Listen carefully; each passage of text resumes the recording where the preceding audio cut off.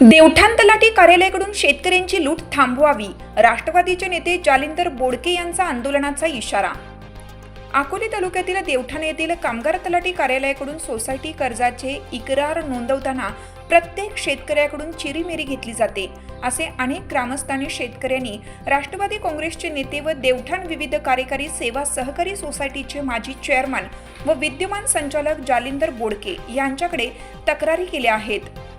शेतकऱ्यांची लूट थांबवावी म्हणून जालिंदर बोडके हे महसूल खात्याच्या विरोधात आंदोलन करणार असून त्यांनी आपल्या आंदोलनाची दिशा स्पष्ट केली आहे।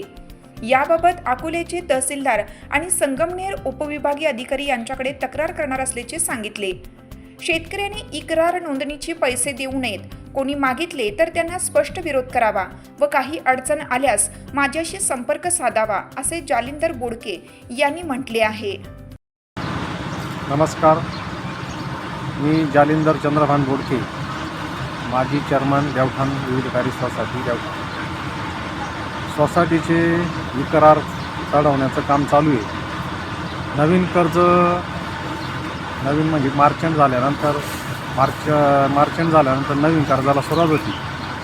पाठीमागचं वसूल झालेलं कर्ज आणि पुढं वाटप चालू होती। त्यासाठी देवठाण गावचे 2 नवीन गावं तयार झाल्यामुळं प्रत्येक शेतकऱ्याला पीक कर्ज घेताना